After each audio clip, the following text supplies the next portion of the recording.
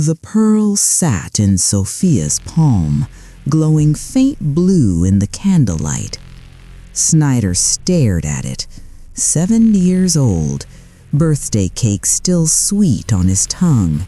His living room smelled of frosting and his mother's perfume. "Just say the word, sweetheart," Sofia said, her smile stretched too wide. "It's a game, a birthday game." Around him, adults watched. His mother, Uncle Glean, neighbors, their faces blurred in the dim light.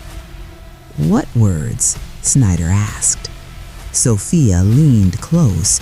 Her breath smelled like mint and something else, something wrong. "Repeat after me. I give freely what is mine." "I give freely what is mine," Snyder whispered. The pearl pulsed. "To family who asks in kind. To family who asks in kind." Warmth spread through Snyder's chest, then cold, then nothing. Sofia's fingers closed around the pearl. Her eyes glittered. "Good boy," his mother said, smiling. "Such a good boy."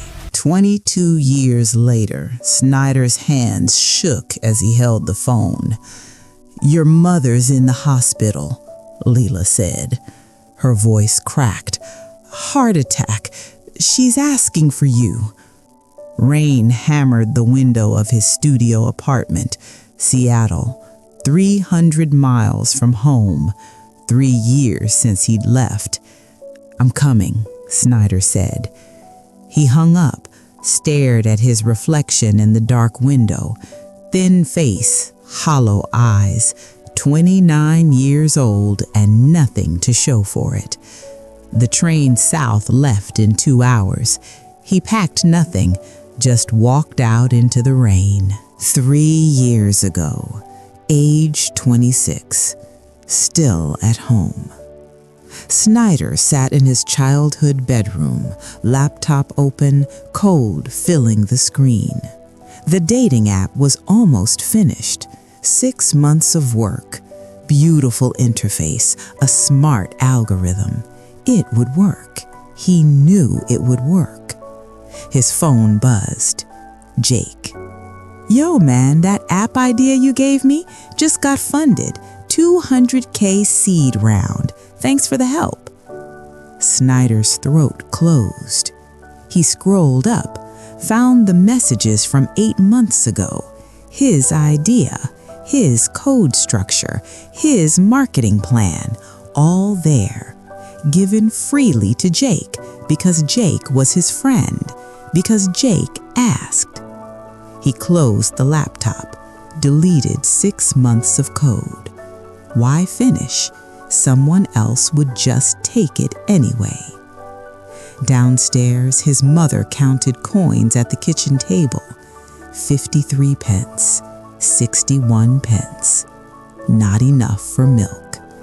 Snyder pressed his forehead against the wall until it hurt. Earlier still, age 16, Lincoln High. The cafeteria roared with voices. Snyder stood at the entrance, paper bag crumpling in his fist. Emily sat 3 tables away, alone, picking at a salad, brown hair falling across her face. Now, he took 1 step, his heart hammered. 2 steps, his mouth tasted like copper. He could see the words in his head. "Hey, wanna go to the dance?" His feet stopped. The room tilted. Sound rushed in his ears. Emily looked up, scanning the crowd. Move, just move. Concrete legs, frozen chest, hands numb. "Snyder!" Jake appeared, grinning wide, tall, confident. Everything Snyder wasn't. "You gonna eat or what?" His voice cracked. "Yeah." Jake followed his gaze. "Oh, man, Emily, huh? She's cute." He clapped Snyder's shoulder. "Go talk to her." I can't. Sure you can. Just be yourself. Snyder's jaw clenched. Be yourself. Easy for Jake to say. Jake who'd never frozen, never choked, never felt his own throat close when he needed it most. Or I could wingman you, Jake said. No, but Jake was already walking. Snyder watched, paralyzed, useless. Jake slid into the seat across from Emily, leaned forward, said something. Emily laughed, touched his arm. Those were Snyder's words, the ones he'd given Jake 2 days ago when Jake asked about talking to girls. Just listen, ask questions, make her feel special. Snyder's bag tore, his sandwich hit the floor. He left it, walked to the bathroom, locked himself in a stall, and stood there until the bell rang. A week later, Jake and Emily held hands in the hallway. Snyder walked past, didn't look, didn't stop. Yo, Snyder, Jake called. Thanks for the advice, man. Total game changer. No problem, Snyder said. Inside, something small and bright died. Age 21. University. The business professor handed back the assignment. Brilliant work, Snyder. You have a real mind for this. Snyder looked at the A+, felt nothing. His roommate, Marco, leaned over. Dude, can I see that? I'm stuck on mine. Snyder slid the paper across. 3 weeks later, Marco presented Snyder's business plan in the university competition, changed a few words, kept the structure, won £5,000. I couldn't have done it without Snyder's help, Marco said into the microphone, grinning. Everyone clapped. Snyder sat in the back row, invisible. Age 23. First job. Mr. Harlan owned 3 furniture shops. Inventory kept disappearing. He hired Snyder to find out why. Snyder watched the warehouse for 2 days, saw the pattern immediately. The night manager loading extra chairs into his car after closing. He told Harlan. Harlan fired the manager. Sales went up. Profits doubled. You're good at this, Harlan said, lighting a cigar in his office. Real good. I thank you, sir. I was hoping we could discuss a raise. A raise? Harlan laughed. Smoke poured from his mouth. You're 23, boy. You're lucky to have a job. Ideas are cheap. Anyone can spot a problem. Execution is what matters. Snyder's hands clenched under the desk. I executed the solution, sir. You watched, I fired. See the difference? Harlan leaned back. You want more money? Earn it. Snyder left that night. Never went back. Age 25. The women. Elena had dark eyes and a smile that made him stupid. They met at a coffee shop. She was starting an online boutique, needed help with the website, the marketing, the whole thing. I'll pay you, she said, once it's profitable. Snyder spent 3 months building her site. Perfect design, clean code, smart SEO. The boutique launched. Sales exploded. Elena stopped answering his calls. 2 months later, he saw her Instagram. New car, new apartment, caption, built this dream from nothing. Comments flooded in. Congratulations, inspiration, girl boss energy. Snyder closed the app. Then Maria. She said she was a writer, stuck on her novel, needed ideas. Snyder told her stories from his childhood, his father leaving, the loneliness, the feeling of being half present in his own life. She listened for months, recorded their conversations, for reference, she said. Her book came out the next spring. Snyder bought a copy. Page 37, his story, word for word, Different names, same pain. His name wasn't in the acknowledgments. He threw the book away, stopped answering calls, stopped trying. 26, Seattle, rain. The bar smelled like beer and old wood. Music thumped from cheap speakers. Snyder sat in the corner, nursing a drink he couldn't afford. A woman danced on the small stage, red hair, not bright red, rust red, falling in wild curls. She moved like fire, all sharp angles and sudden grace. The song ended. She stepped off the stage, breathing hard. Their eyes met. She smiled. Snyder looked away. But she walked over, sat down without asking. "You look like you've got a story." "Don't we all?" Snyder said. "Yeah, but yours looks heavy." She stuck out her hand. "Aurora." He shook it. Her palm was calloused, warm. "Snyder. That a first name or a last name?" "Only name."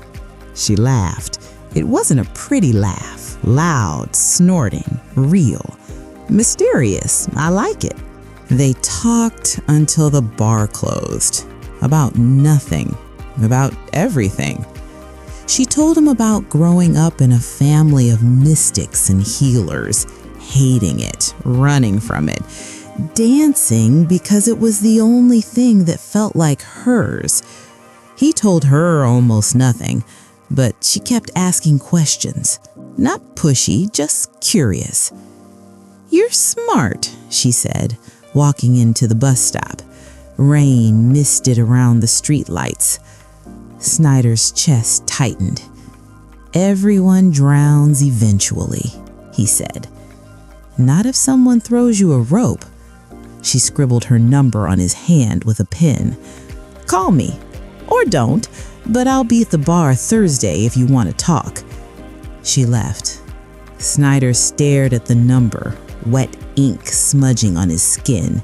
He went back Thursday, and the next week, and the next. Aurora didn't want anything from him, didn't ask for help, didn't need ideas or money or solutions. She just wanted him there. One evening over coffee, she sketched dance moves on a napkin. "I wish there was an app for this. Video tutorials for different styles. You could filter by difficulty, genre, whatever." Snyder's mind sparked. He grabbed the napkin, drew over her sketches. Interface here, video library here, user profiles, progress tracking. Aurora's eyes went wide. "This is amazing." "It's just an idea." "No," she grabbed his hand. "It's brilliant. We should do this together." Snyder pulled back. "I don't." She wouldn't let go of his hand. "I trust you." Those 3 words. "I trust you." No one had said that in years. Snyder's throat burned. "Okay," he whispered. Aurora's mother lived in a small house that smelled like herbs and candle wax. Wind chimes covered the porch. Crystals lined the windows. "You sure about this?" Snyder asked. "My mom's intense," Aurora admitted, "but she sees things, real things." Inside, Ilara sat at a round table, 50-something, gray streaking through red hair, eyes like Aurora's, green and sharp. She looked at Snyder for a long time. "Sit," she said. He sat. Ilara lit 3 candles, white, black, red. She held his hands across the table. Her skin was warm, rough. "Something's wrong with you," she said. Cold flooded Snyder's spine. "What do you mean?" "Your energy. It's fractured, like half of you is missing." Aurora leaned forward. "What does that mean?" Ilara closed her eyes, breathed deep, opened them again. "Someone took something from you a long time ago, something essential." Snyder tried to pull his hands back. She held tight. "Who?" he asked. "I can't see who, but I can see when." Her eyes unfocused. "You were a child, 7 years old.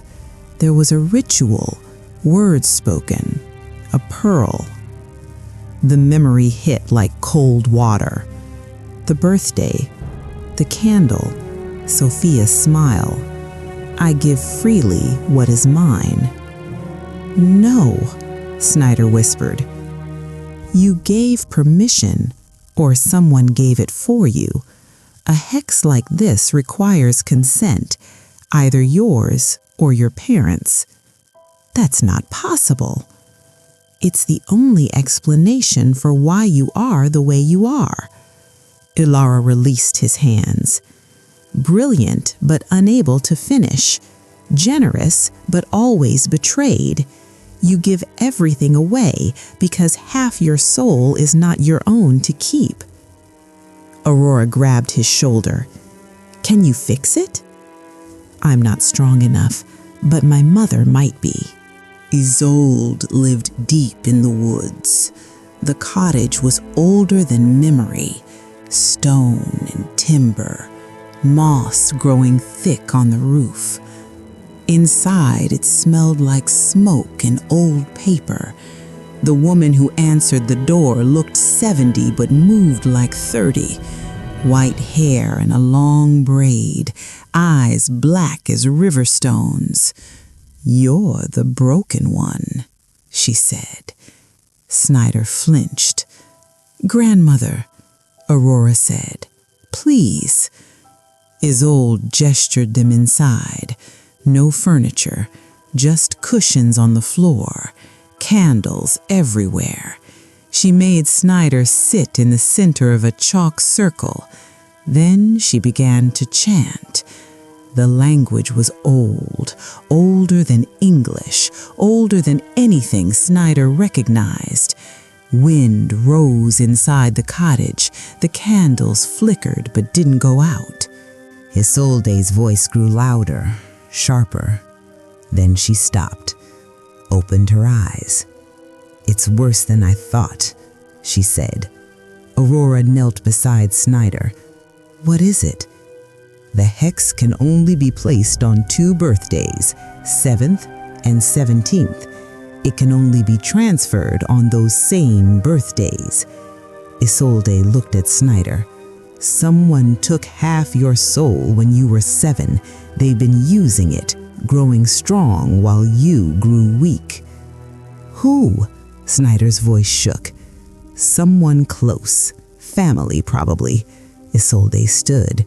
"And if they want to transfer it again, they'll need another ritual, another birthday, another 7th or 17th. Snyder's blood went cold. "My sister has a son," he said slowly. "Theo. He turns 17 next month." "Then that's when they'll try to move it again."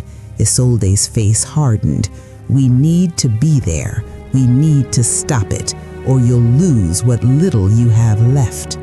The train rattled south through gray countryside. Rain streaked the windows. Snyder stared at his reflection. Tried to remember the boy he'd been before the birthday, before the pearl. Had he been different then? Whole? He couldn't remember. Aurora sat beside him, quiet, her hand in his. "What if it doesn't work?" he asked. "Then we try something else. What if I'm just broken? What if there's no hex? What if I'm just weak?" Aurora turned his face toward her. "You're not weak. You're sabotaged. There's a difference." Isolde and Aurora sat across from them. The older woman's eyes were closed, meditating, preparing. The train pulled into the station. Home. Snyder hadn't seen it in 3 years. His mother's house looked smaller, older, paint peeling on the shutters, garden overgrown. He knocked. The door opened. His mother stood there, gray hair, thin face, eyes red from crying. "Snyder?" Her voice broke his name in half. Then she was on him, arms around his neck, face pressed into his shoulder, shaking. "I'm sorry," he whispered. "I'm so sorry." She pulled back, grabbed his face with both hands.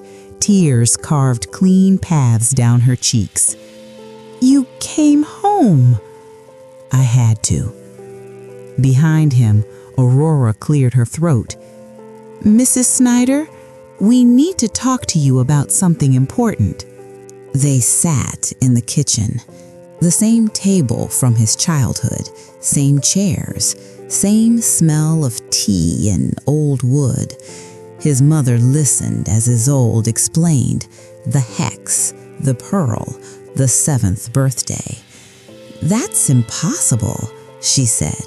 "Sofia would never." "Did she ask you to help with a birthday game?" Isolde asked. His mother's face went pale. "She said it was tradition, a family blessing. She asked me to stand beside Snyder and say the words with him." "What words?" "I give freely what is mine to family who asks in kind." His mother's hands shook. "It was just a game. She said it would bring him luck." "It did, just not for him." Silence. Then his mother stood, walked to the window, stared out at the overgrown garden. "I noticed after that birthday, he changed. He stopped finishing things, stopped trying. I thought it was just growing up. I thought..." She turned, tears streaming. "I gave her permission to curse my son." Snyder stood, crossed the kitchen, held her. "You didn't know," he said. "I should have known." "We're going to fix it," Aurora said, "but we need your help." Sofia's house blazed with lights. Music poured from open windows. Cars lined the street. Theo's 17th birthday. Snyder stood across the road, watching. His aunt moved past a window, laughing, gesturing, playing the perfect hostess. Rage burned in his chest. She'd stolen from him, stolen his future, his potential, his life, and now she was celebrating. "Ready?" Isolde asked. Snyder nodded. They crossed the street together, him, Aurora, Elara, Isolde, and his mother. Sofia answered the door. Her smile froze when she saw them. "What are you doing here?" "We're family," Snyder's mother said. Her voice was steel. "We're here for the party." Sofia's eyes darted to Isolde. Recognition flickered. Fear. "Of course," she said slowly. "Come in." The house was full. Neighbors, friends. Theo stood in the center of the living room, opening presents. 17 years old, bright-eyed, whole. Snyder watched him, felt the echo of what he'd lost. Glean, Sofia's husband, stood in the corner, tall, severe, watching Isolde with narrow eyes. "I know you," he said, "the witch family from Ashwood." "And I know you," Isolde replied, "the thief who married a thief." Tension crackled. Sofia clapped her hands. "Time for a special game, a birthday tradition." She pulled Theo to the center of the room. "Just say a few words after me, sweetheart, for luck." Theo laughed. "Mom, I'm 17, not 7. Humor me." Snyder's mother stepped forward. "No." Everyone turned. "What?" Sofia's smile stayed fixed. "I won't let you do this again." Sofia's face hardened. I don't know what you're talking about." "Yes, you do." Snyder's mother moved to stand between Sofia and Theo. "You cursed my son, you stole from him, and now you want to do it again." The room went silent. Sofia laughed, high, brittle. "That's insane. Snyder, tell her she's being ridiculous." Snyder stepped forward, looked his aunt in the eye. "Give it back," he said. "Give what back?" "What you took. My soul, my life, everything." Sofia's mask cracked just for a second. He saw the truth underneath, cold, calculating, vicious. "I don't know what you're talking about," she said. Isolde moved to the center of the room, drew a circle of salt from her pocket. "Then you won't mind if I do a reading. Get out of my house. This isn't your house, Sofia. This is stolen ground, built on stolen gifts, filled with stolen futures." Glean grabbed Isolde's arm. She turned, looked at him, whispered 3 words. He gasped, released her, staggered back. "What did you do to him?" Snyder screamed. "Showed him the truth." Isolde knelt, began to chant. The candles in the room flickered. Wind rose from nowhere. Sofia's face twisted. She reached into her pocket, pulled out a small object. A pearl. Blue. Glowing. Heart-shaped. "You want it?" she shrieked. "Fine, take it." She raised her hand.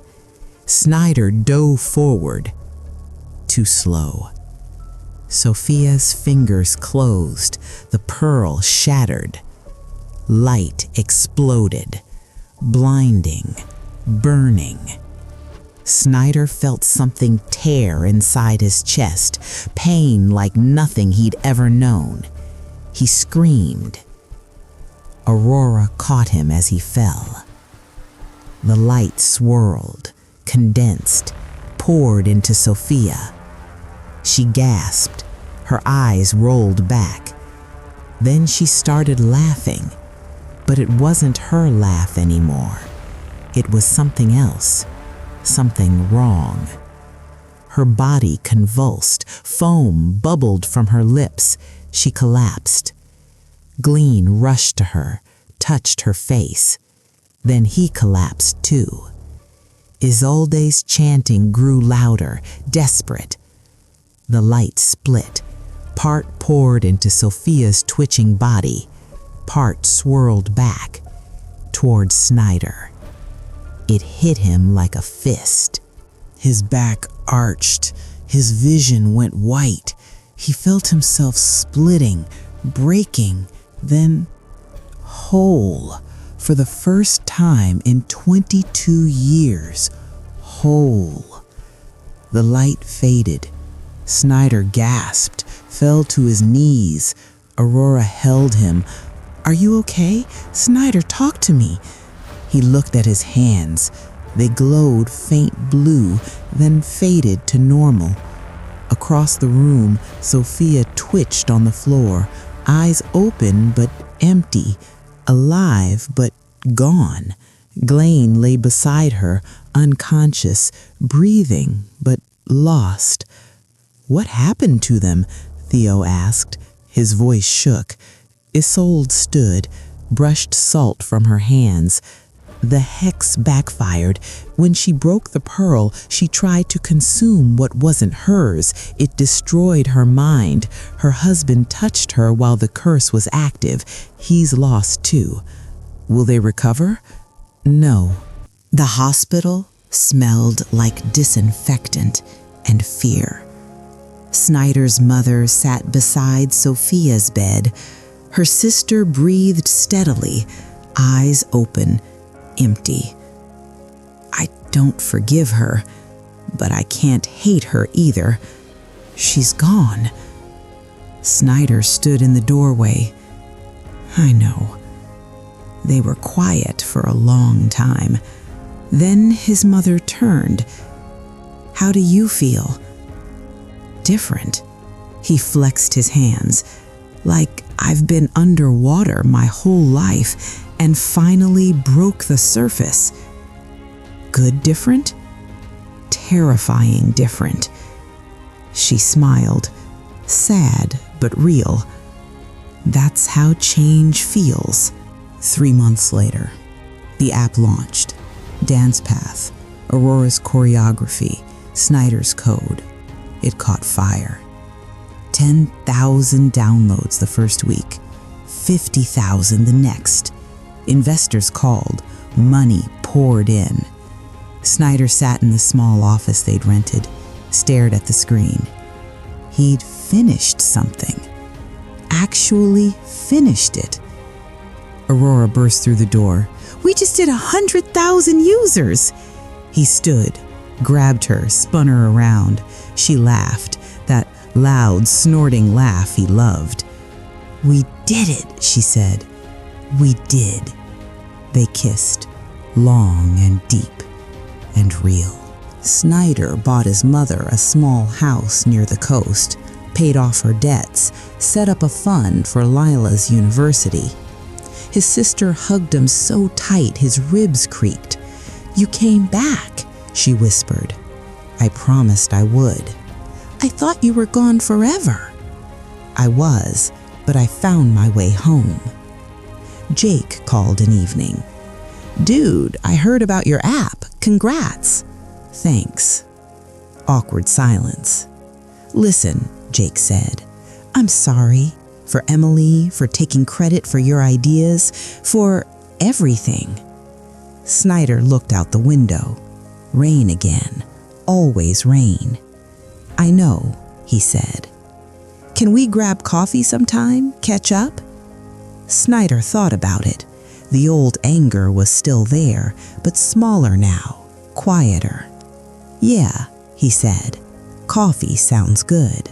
But late at night, when the office was empty and the city slept, Snyder sometimes thought about Sofia, about her empty eyes, about Glean lying in the hospital bed beside her, and he wondered.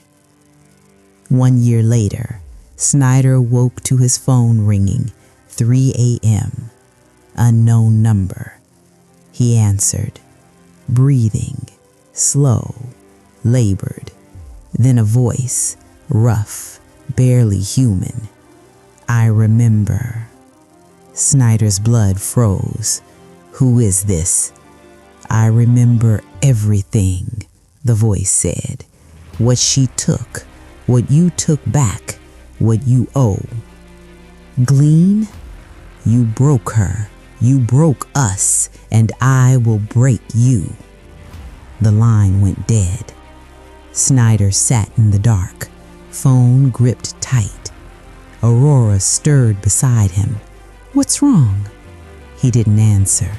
Couldn't, because deep in his chest, where the missing piece had finally returned, he felt something new.